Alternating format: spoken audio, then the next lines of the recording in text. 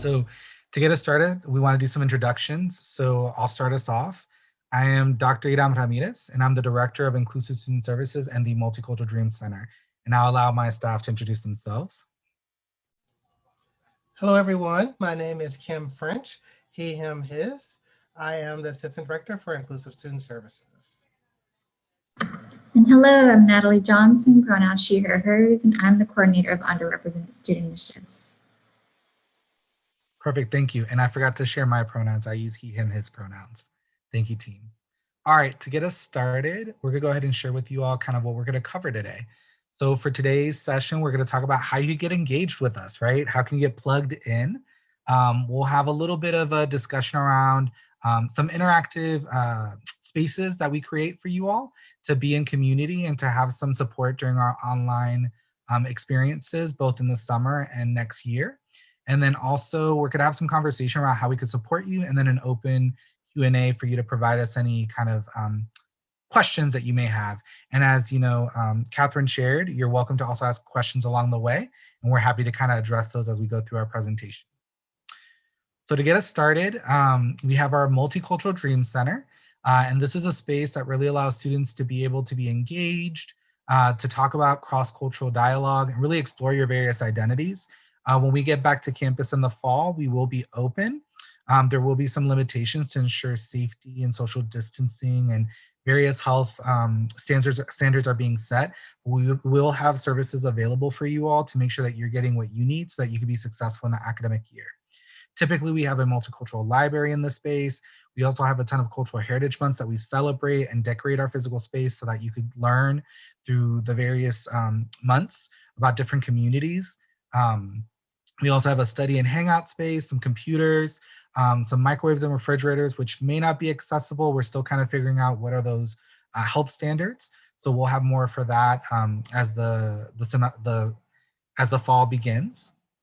And we also connect with our student organizations to collaborate and partner. We also host various diversity education workshops. And also we have a lot of content on our social media. So always check out what we're doing on social media. We have a lot of silent programming to help raise awareness and your education around diversity. And we also promote a lot of our events in that space as well. And then I'll hand it over to Ken. Thank you, Hiram. As Hiram already mentioned, definitely check out our social media. We will give you that address a little bit later, like during our presentation. But a lot of information, a lot of really cool programs, a lot of great services that we've had this year. If you wanted like a little sneak peek before you arrive to campus this fall, that'd be a great way to kind of get on there and get ahead of the curve and see what else we have and what kind of things we offer throughout the semester. I work with intercultural services, and the purpose of intercultural services is to educate the campus community on issues of diversity and equality. We are committed to affirming and celebrating the unique heritage of our students. Some of the key events that we do are our Cultural Heritage Months socials. We do Bridge the Gap, which is going on right now. We have our dialogue circles, Women's Recognition Awards. We also have a new initiative that will be starting in the fall, which is our LGBTQ mentoring group. And that group's going to be completely new. It's going to be something that we're trying a little bit different, but it's an opportunity for students to get involved and get connected to the community, which at the heart of the work that we do in intercultural services is really connecting students to things that make their lives better during their time at CI, to connect them to services and resources, and really help them to find their place, their community during their time on campus and their time at CI. I'll hand it to Natalie. All right, thank you, Kim. So yes, underrepresented student initiatives. So we focus on the retention and persistence of all marginalized student identities. We help them, supporting them holistically, and also with student-centered programming. So we offer larger scale programming that's open to the campus-wide to educate and celebrate different marginalized communities, as well as smaller, more intimate programs that are based off our certain marginalized populations. And some of our larger programs, which are listed here, are adulting one-on-one sessions that focus on the hidden curriculum. So some of our past events would be financial wellness, as well as mental health and wellness and mindfulness. In addition to, since we've been, virtual, just transitioned into this virtual reality of minimizing distractions and finding ways to create that environment that are ideal for the virtual learning space. As well as for our In Still Rise series. So this is a panel series which we host every semester, where we focus on the counter stories on a particular marginalized community. So in the past, we've done centering our Indigenous people's voices as well as our trans individuals' voices. And then this semester, we've earlier this semester, we've done In Still Rise activism and community organizing. So understand, as we, go through these times of COVID and racial justice and unrest and just so many things that are changing since last year, the year is an uproar of things that are happening, but as well as a consciousness and more awareness of just injustice that are happening in the world. And then, we're kind of stuck with this virtual reality of how can I get involved knowing that these things are happening, or these different issues are increasing in the media. And so we've had this panel where we invited different people within the community, within Ventura County, who are representing these larger organizations, such as Diversity Collective, Black Lives Matter, Ventura County, Cause, who serve these marginalized populations within the community, to talk about their experiences, but as well as educate and give advice to students on how they can get involved.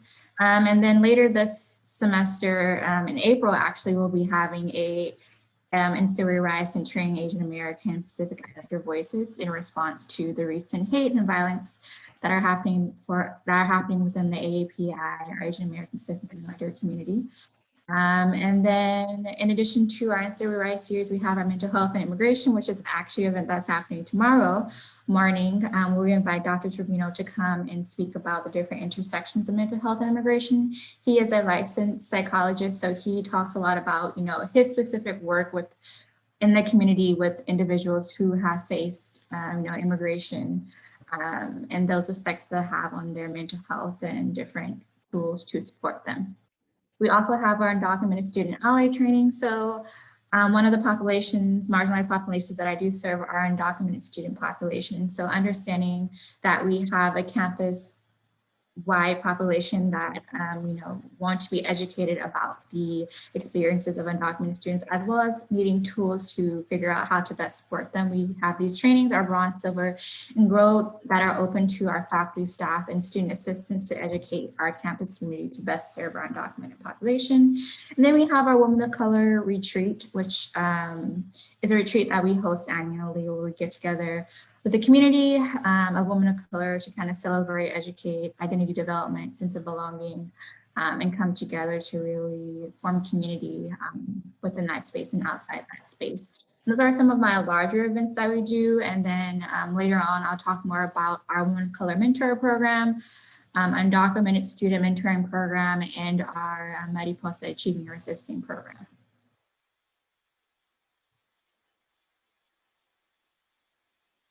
All right, thank you, Natalie.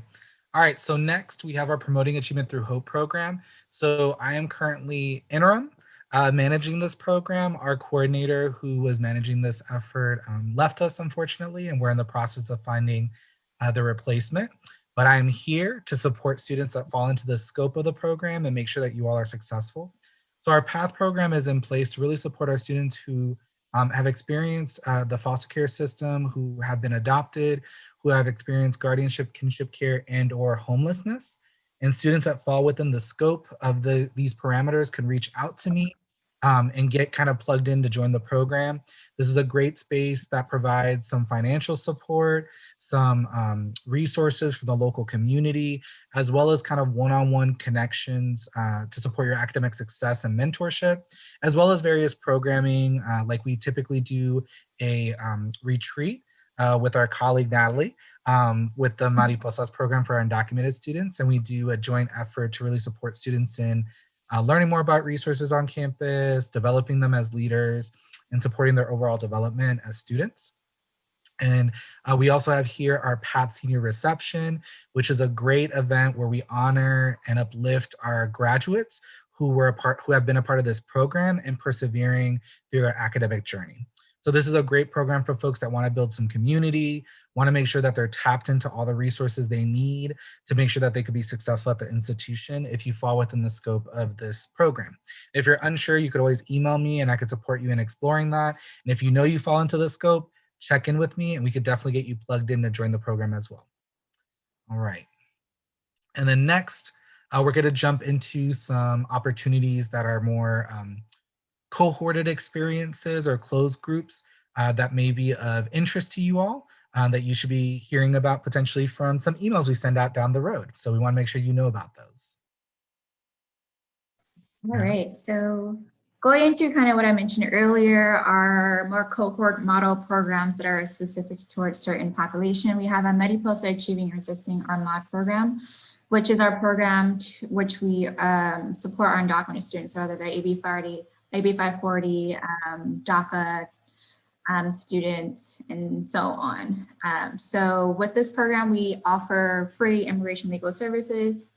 Now we are doing virtual, one-on-one booking appointments with our attorney, but we also have, workshops that we host monthly in regards to, pathways to citizenship, as well as if there's any news or updates or things or policies in the nation that are affecting our undocumented population, we normally will do some sort of workshop to educate on what that is and how that's going to affect our student populations and what you should know about. So with our free immigration legal services, not only are you getting that one-on-one attorney, you are also getting that kind of educational component where we have those workshops and updates.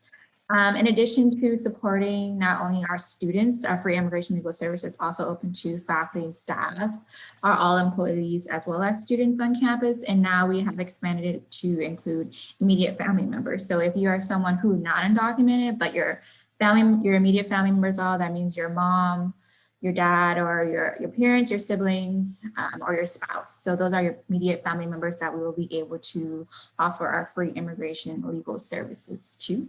And so in addition to that component, we do offer our monthly socials, our community gatherings, in addition to our workshops, so our undocumented workshops. So this semester, for example, we've done scholarships.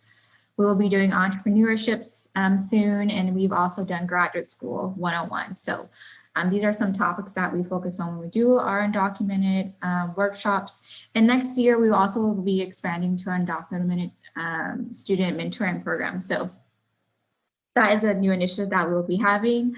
More cohort model, we'll be building that community. We'll be able to get peer as well as faculty staff mentorship and having those community development opportunities. And so in addition to our Mediposa and our undocumented student mentor program, we have our Women of Color mentoring program. And so we have the opportunity for our women of color to come together and get support with one another. So similar to our undocumented student mentoring program, we have the faculty, staff, and peer-to-peer model. So you're not only be getting if you are a transfer student, then you will be considered an upperclassman and you'll be mentoring a first year student and getting a faculty and staff member. And then for our upcoming first-time freshmen, they'll be able to apply to this program and get a peer mentor as well as a faculty and staff mentor. And then with that, we do have our community building opportunities, socials, and trainings for our peer mentors. So opportunities to get together, have conversations about the women of color, live truth experiences within their own lives, but as well as here on campus, in addition to getting that one-on-one support and training.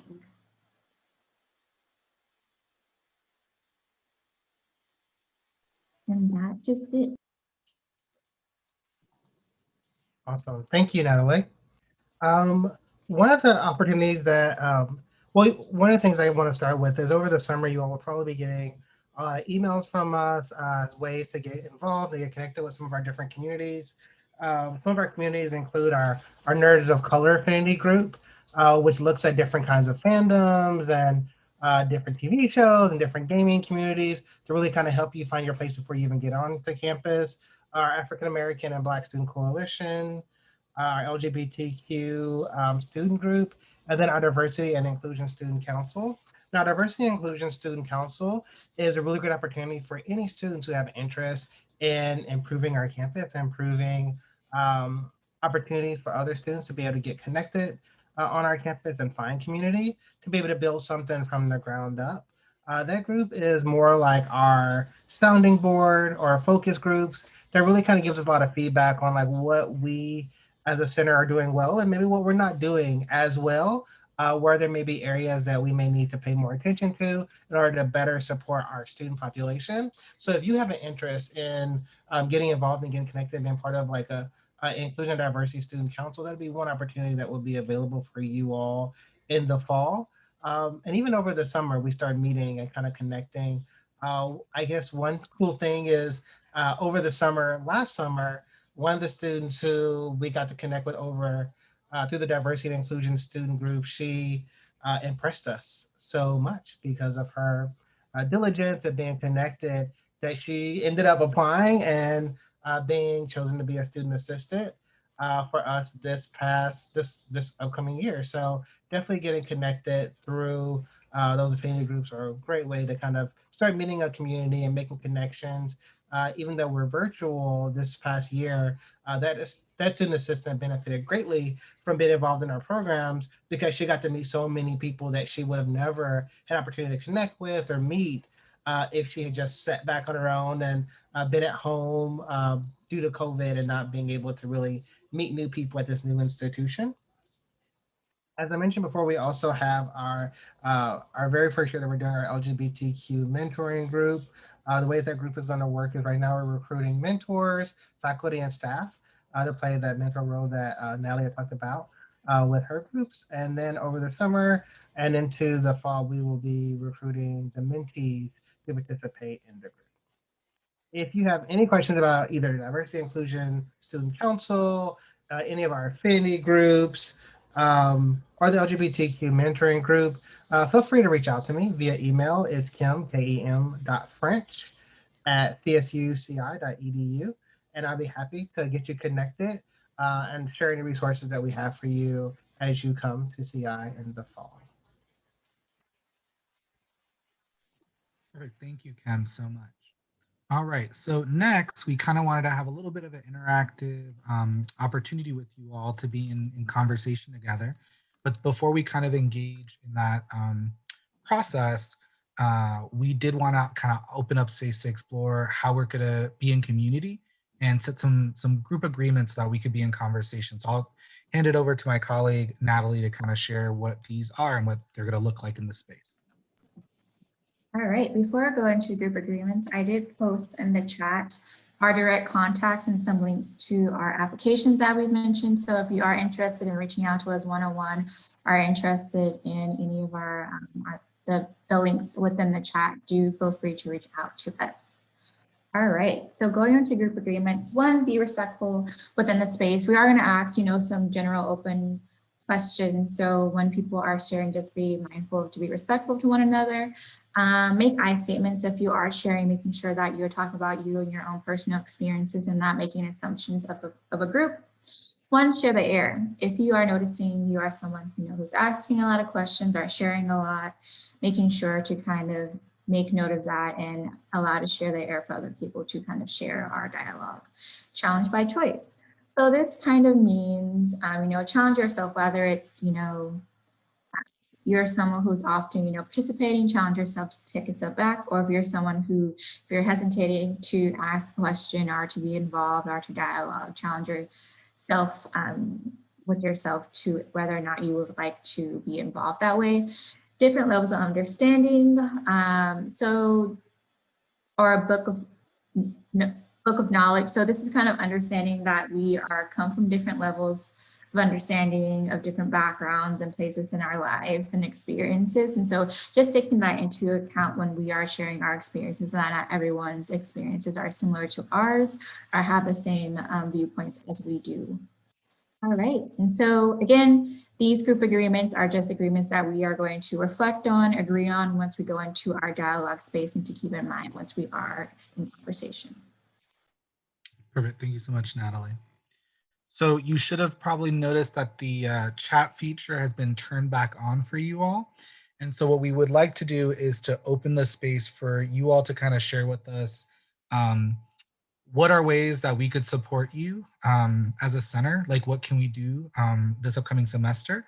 And then also, what are some fears or concerns you have for the fall that you might be comfortable sharing with the group for us to kind of be in community and process together? So I'll open the floor and allow folks to kind of put what they're comfortable with in the chat, and then we'll kind of talk through some of that, and then we'll transition into our Q&A part to answer any other questions you all may have.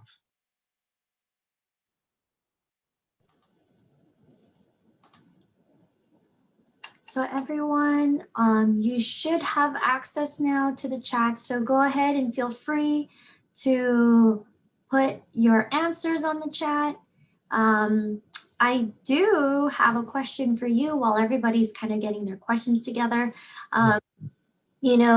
Some of the concerns and fears that some of the students had mentioned is, coming back to fall, first, it's been like everything was all internal at home.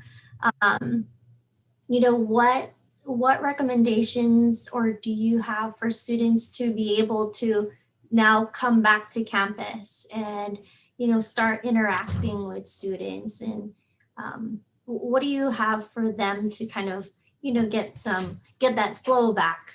Yeah, of course. That's a great question. Well, team, would you all want me to start, or do y'all have an idea? I have some thoughts, but I want to hold the space, right? Share the air, following our group agreements. You can go first, Ira. Okay. So I think one of the things that I would probably recommend is a lot of the sessions you've been to during this experience, checking in with those offices when we are back on campus in the fall. I'm assuming a lot of departments and a lot of spaces will have a lot of information around how you get plugged in, how you get engaged, and how also you could go to events and things like that. So I think it'd be really important to make sure that you're visiting those spaces, asking those questions around how you get plugged into the staff in those spaces, and really just putting yourself out there to get involved.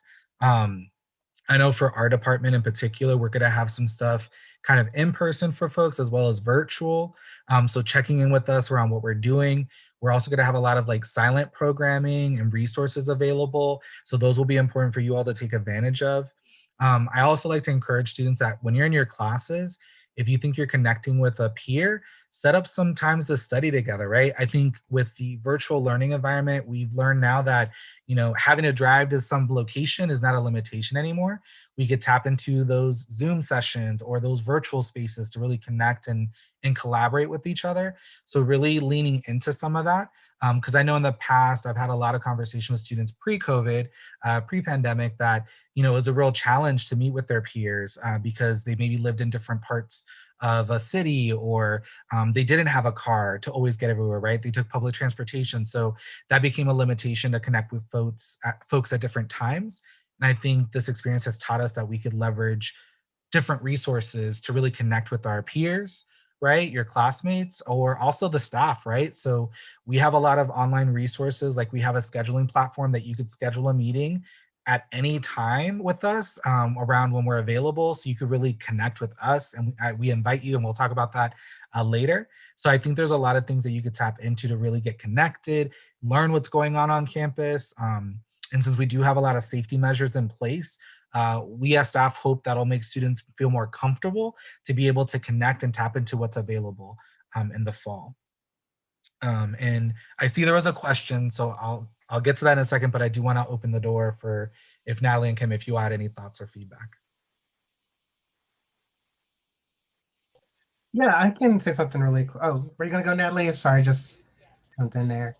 I think something that I've learned is that most successful students are not afraid to ask for what they need or ask if they have a question. And I think that I've seen every year that there are a lot of students who are new to CI and they may not know where to go if they are food insecure, or they may not know where to go to apply for a job, or they may not know where to go to find leadership opportunities. And I feel like the students who just like pull us aside, come to our office, ask those questions are the ones who ultimately end up being successful because they get all the information. The information is available to everybody. We don't try to hoard information. We're not trying to like give it to just our favorite students, like cherry pick. But the students who tend to just come and ask, they do kind of get a little bit of a heads up or a little bit of like a leg up on other people when it comes to opportunities because they are getting connected. They are getting an extra level of support from us as staff.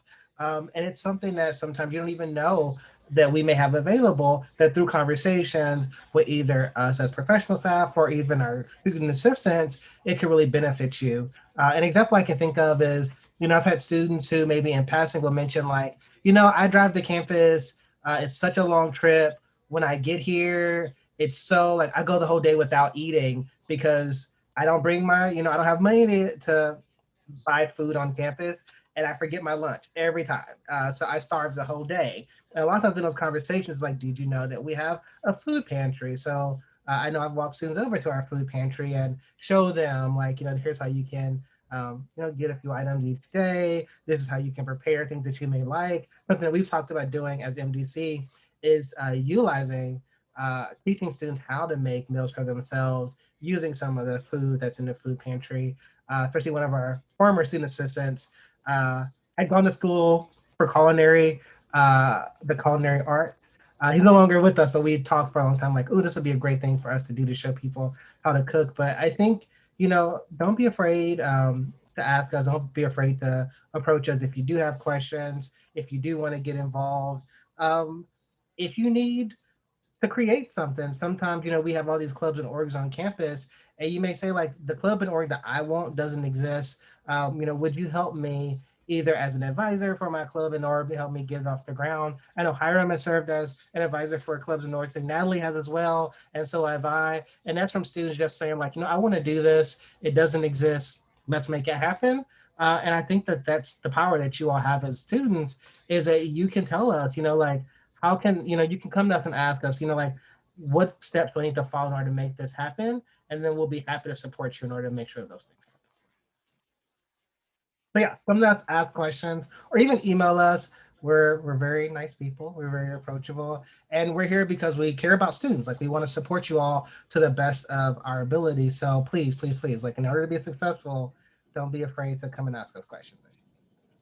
Thank you so much for this presentation. It's actually pretty interesting. I know, Hiram, is there anything you wanted to close off? We do have about 2 more minutes left. Yes. So just very quickly, just so you all know, we're open virtually from 8 to 5 p.m. at the moment. When we get into the fall semester, we'll be open our physical location will be open from 8 to 5, and we're in Bell Tower 1530.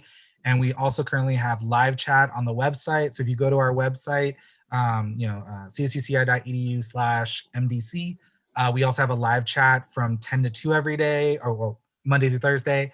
If you have specific questions, and here's our email and our social media handles. And just in closing, we mentioned a couple of populations and communities that we support, but we are huge advocates of intersectional approaches to support all students. So if you don't see yourself represented in the work that we're doing, or you feel that your identity isn't kind of being captured in some of the efforts we're doing, we're always open to meeting with students and talking through how we could develop something together, or also just chatting about how we could support you on your journey as a student, right? Whatever your identities are, and we could talk through what resources there might be available, or work with you to create new stuff, right? We're always open to really having those conversations and finding ways to better serve our students. Because if you're asking for that and you feel that that's a need for you, it's probably a need for a lot of other students, right? So we're always open to kind of having those conversations. So just want to kind of close with that. Kim, Natalie, any last minute words? Yeah, thank you. Sorry, I cut you off earlier, so I was going to say, like, I know Natalie had something that she maybe wanted to say. No, I think you wrapped it up pretty well down. Okay, thank you. And I see that a student just asked about transcripts. Oh. Catherine, I'm not sure if you or your colleagues, I'm not as familiar with submissions of transcripts. No worries. I would be able to answer that question, but I wanted to thank you so much for joining us today and giving us this really great information about diversity, inclusion, and I hope all our students was able to collect all their contact information so you can reach out to them. Don't feel shy, although fall hasn't started, but you're more than welcome to reach out to them.